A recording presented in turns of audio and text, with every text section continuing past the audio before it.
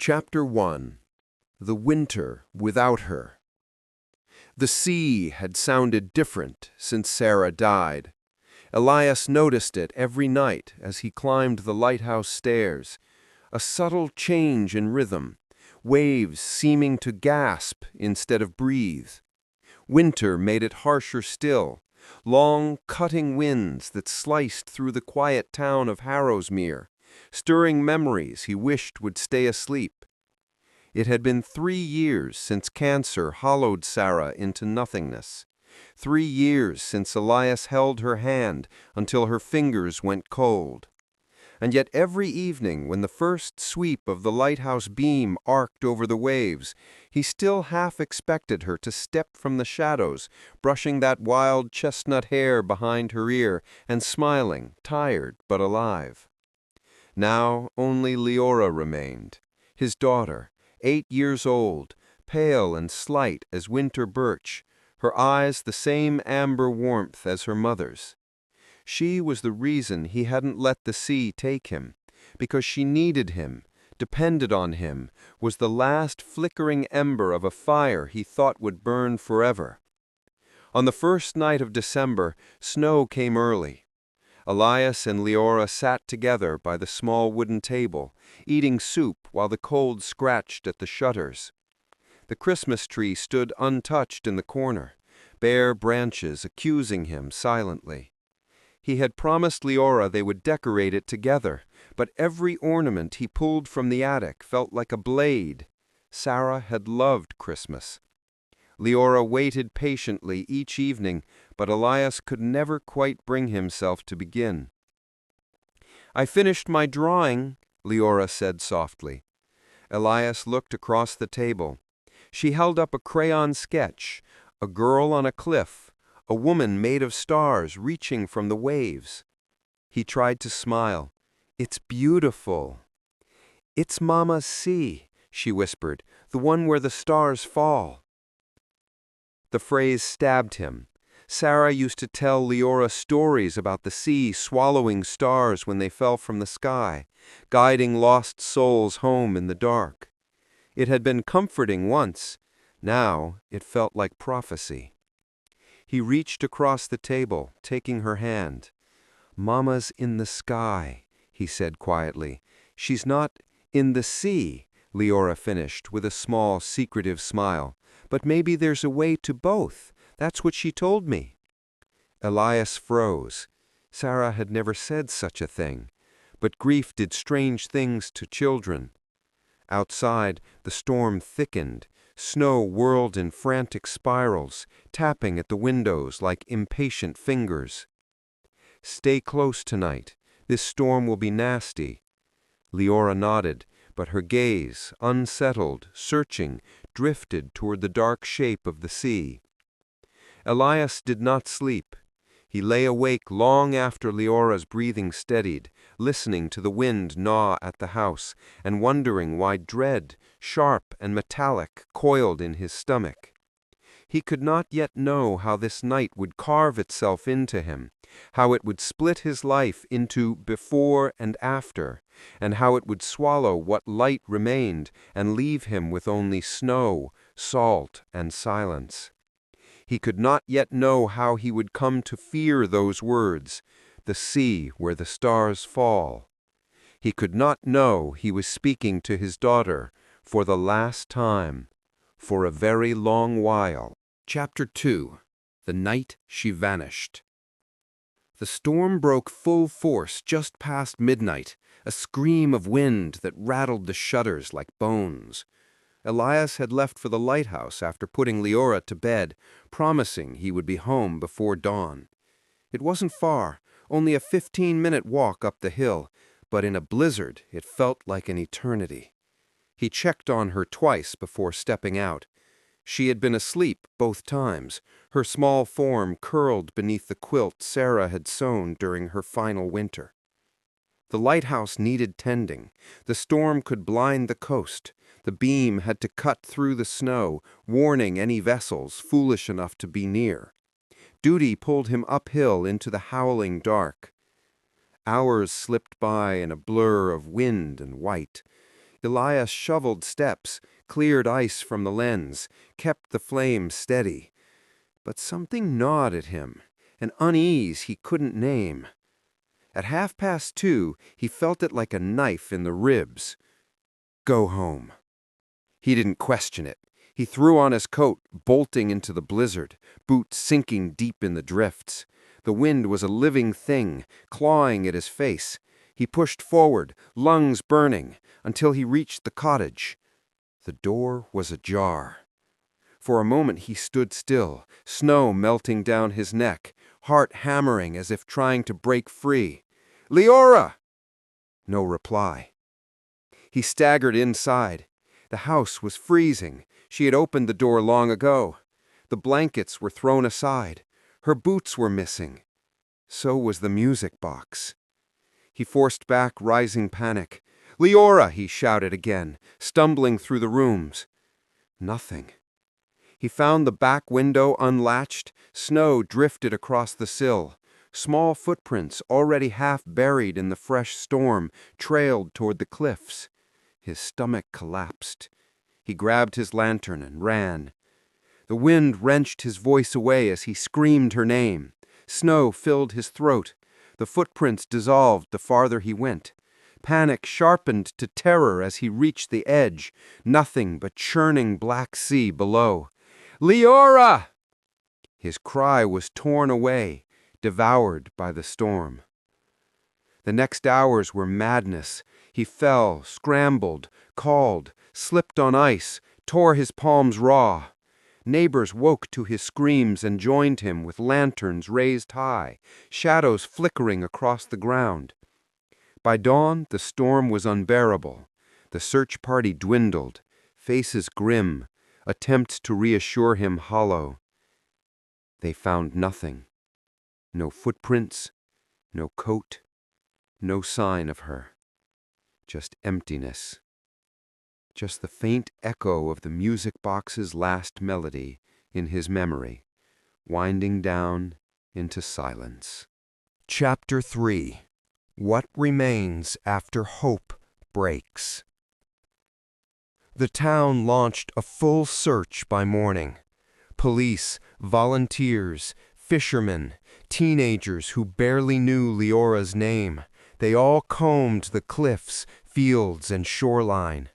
They called for her through wind-split air, while Elias followed behind, a ghost dragging through the snow. Days blurred. Elias barely slept. He didn't eat, only swallowed cold coffee that tasted of ash. He wandered the coast until his knees failed and he collapsed into the snow. People carried him home. He went out again. Every day they found something new. On the second day, one of Liora's gloves, frozen stiff on a thorn bush. On the third, her drawings, scattered across the rocks, soaked through, colors bleeding into monstrous shapes. On the fourth, a scrap of her scarf, tangled in seaweed. Each discovery hollowed him further. The music box washed ashore on the fifth day. It lay in a fisherman's palm, a delicate silver thing Sarah had cherished, now cracked, waterlogged, the tiny ballerina's face chipped away. When the fisherman tried to wind it, it emitted only a warped, dying whine. Elias fell to his knees in the sand. He picked up the box with trembling hands, holding it to his chest like a broken heart. He sobbed until his throat bled raw. People turned away, unable to bear the sound. By the end of the week, the storm cleared, revealing tranquil skies that felt cruelly indifferent. The sea glittered like nothing had happened. The police chief came to his home. A woman hardened by decades of tragedy, she still flinched before speaking. "Elias, the tide was high. The storm was severe. We believe—" She stopped. "We're listing her as presumed lost to the sea." Not dead, but gone. He didn't scream. He didn't deny it. He simply nodded, as if she had asked him whether he wanted his coat. After she left, he stood alone in the silent house. Liora's boots sat by the door. Her half-finished mug of cocoa lingered on the table. Her pillow smelled faintly of lavender and childhood. He went to her bed and curled around her stuffed fox, shaking silently. Outside, the lighthouse beam swept its steady arc across the night, but for the first time in years, its light felt meaningless. Darkness had taken everything. Chapter 4. The Days Without Color. Winter deepened. Snowbanks grew taller than fences. Icicles clung to the roofs like frozen teardrops. Elias moved through the world as if underwater, breathing slow, muffled breaths that tasted of numbness. The townspeople tried to help at first. Mrs. Handley brought casseroles he never touched. Fishermen stopped by to ask if he needed anything. Children left small gifts at his door, tiny attempts at comfort. But grief is exhaustive to witness. People grew quiet around him. Conversations faltered when he approached. Faces softened with pity, then stiffened with relief when he walked past. Slowly, the visits stopped. The house grew impossibly quiet. Elias found himself listening for Liora every night, her footsteps, her humming, her soft sleep whispers. But silence pressed in on him until it felt like a weight on his chest. He started sleeping at the lighthouse, unable to bear the empty rooms. He worked more hours than necessary, polishing the glass, scraping ice, repairing things that needed no repair. He thought of Sarah constantly, her laugh, her warmth, her final breaths. They fused with memories of Liora, her tiny hand in his, her drawings taped crookedly on the walls, the way she called him Papa with that lilting, hopeful tone. Hope. That word felt obscene now. One night, as he sat on the lighthouse balcony, staring at the endless sweep of the sea, he whispered, "I should have stayed home." His voice cracked. "I should have protected her." The sea didn't answer. It only churned quietly, as if satisfied. He didn't cry anymore. Tears felt too warm, too alive. Instead, he sank deeper into a cold that had nothing to do with winter. By Christmas Eve, he stopped going into the town at all. The tree remained undecorated, its bare branches gathering dust. He imagined Liora wandering the icy cliffs, calling for her mother. He imagined her slipping. He imagined the sea swallowing her. He imagined her last breath. Each thought cut him open anew, and yet he clung to them because imagining meant she still existed somewhere, even if only in her suffering. He no longer believed in miracles. He barely believed in mornings. Chapter 5. Among Ghosts. February brought a thaw, but not enough to melt the grief entrenched in Elias's bones. He spent hours each day on the cliffs where Liora's footprints had vanished. He walked the same stretch repeatedly, boots carving a path into the snow. Some days he sat for hours without moving, staring at the rocks below. He talked to her. "Remember when Mama sang that lullaby about the little star who didn't know where to fall?" he murmured once, voice cracking on the cold air. Wind blew snow across his face like salt. Another day he whispered, "If you're out there, if you can hear me, please come back. I don't know how to breathe without you." The cliffs never answered. At times he saw her, small figures in the distance, flickers of movement, shapes the same height as Liora, but when he blinked, they dissolved into snow. Nights were worst. He would wake in a panic, convinced he heard her calling. Other times he found himself on the cliffs without remembering how he got there, shaking so hard he could barely stand. He became thin, hollow-eyed, hair unkempt beneath his wool hat. People avoided his gaze in town, unsure what to say to a man who had become a ghost among the living.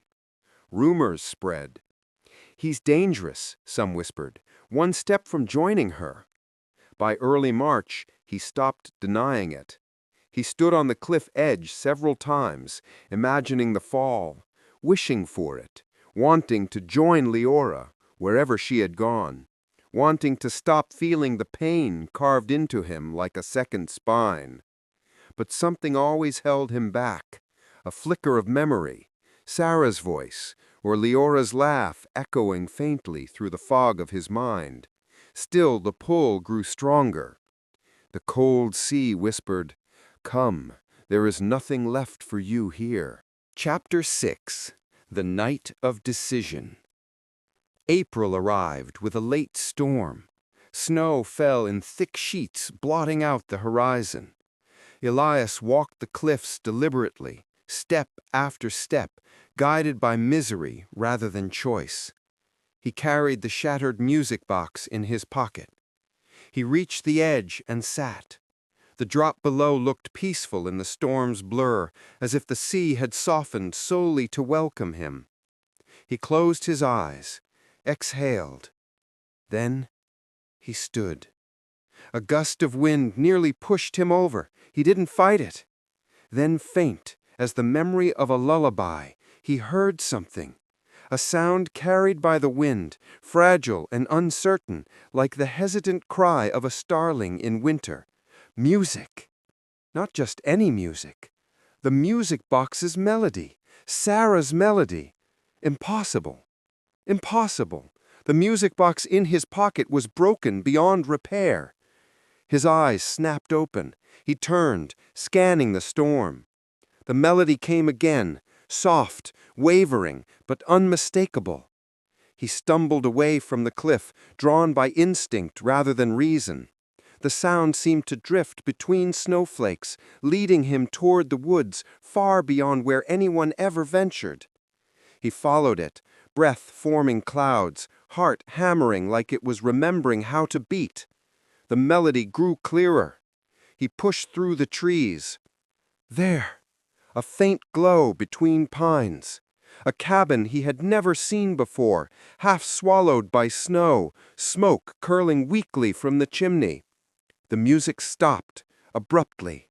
Elias froze. Then, footsteps inside. A shuffle. A small cry. He staggered onto the porch. He raised his hand to knock, but the door opened first. A man stood there. Old, weathered, beard tangled, eyes wild yet oddly gentle. Behind him, sitting on a cot, wrapped in blankets, Liora. Alive.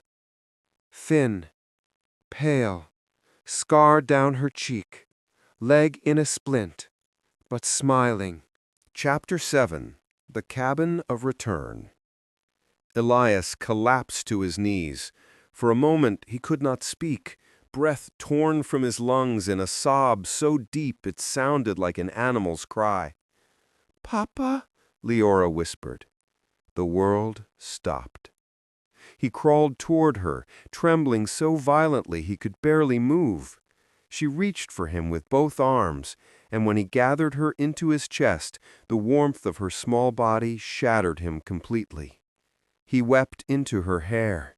She wept into his coat. Snow melted in his lashes, mixing with tears he had thought were gone forever. "I looked for you," he gasped, voice breaking. "I looked everywhere. I tried to find Mama," she whispered, guilt trembling in her small voice. "I thought maybe she was in the sea, where the stars fall. I'm sorry, Papa. I'm so sorry." "No, no!" He shook his head fiercely. "Never apologize. Never. You're here. You're alive. That's all that matters." The old man stepped back, giving them space. Elias finally turned to him, still holding Liora. How did you—" The fisherman, if that's what he was, leaned on his cane. His eyes were tired, ancient with loneliness. "Found her near dead at the base of the cliffs. Broken leg, hypothermia. Carried her all night." His voice was sand and wind, rough but sincere. "Storm blocked the roads, and I don't trust people much anymore." "Why didn't you tell anyone?" Elias asked, though he already half understood. The man hesitated. Something like old grief flickered through him. "Lost my own boy. Long time ago. Town gave up fast. Said he was gone. Never found him. People forget children too easily."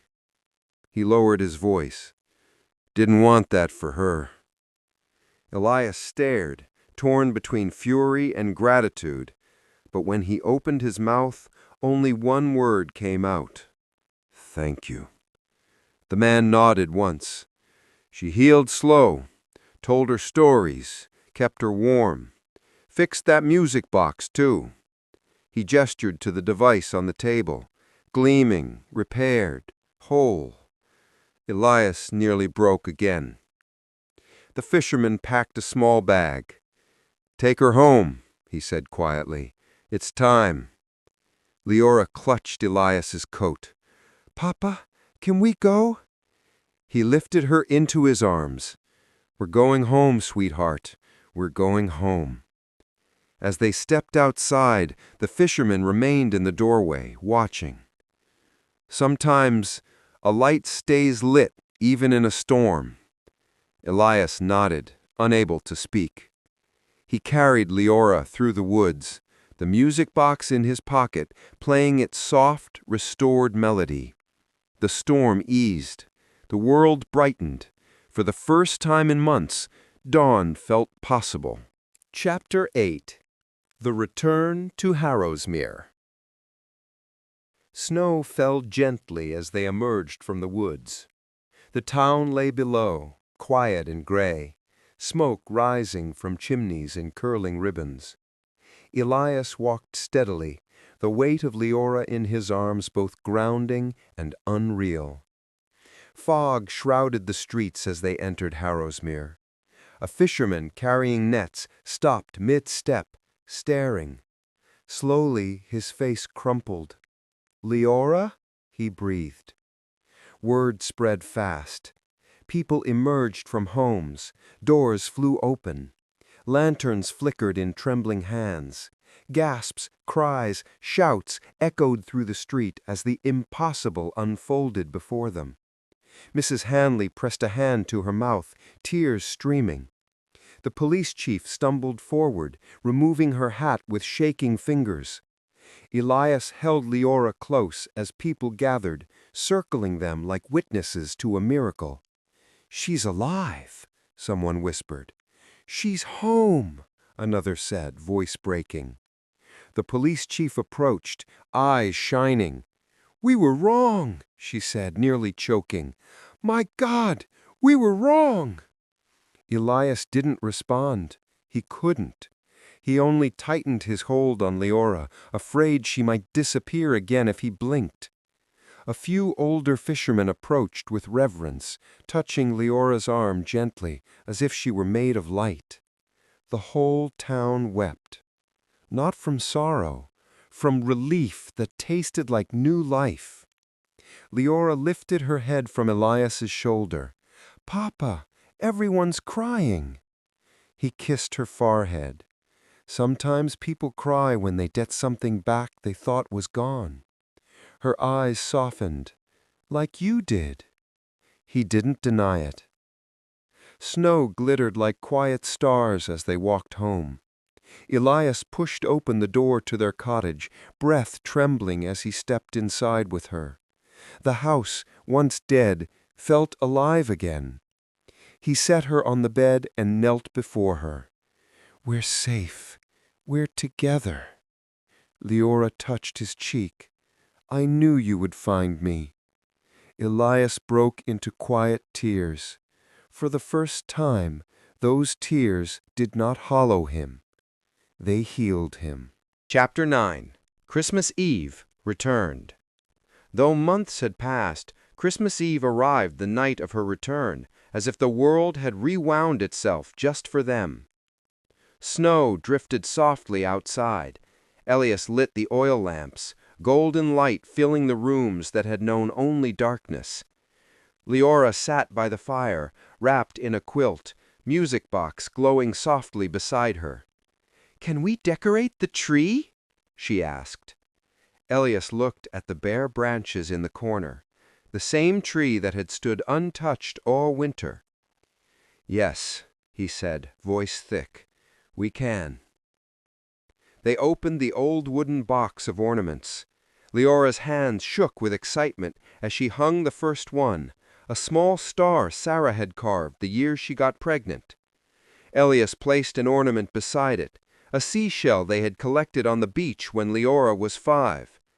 Together, they filled the tree with memories, each decoration a story, each story another stitch mending him. When they finished, Liora stepped back, eyes shining. "It's beautiful," she whispered.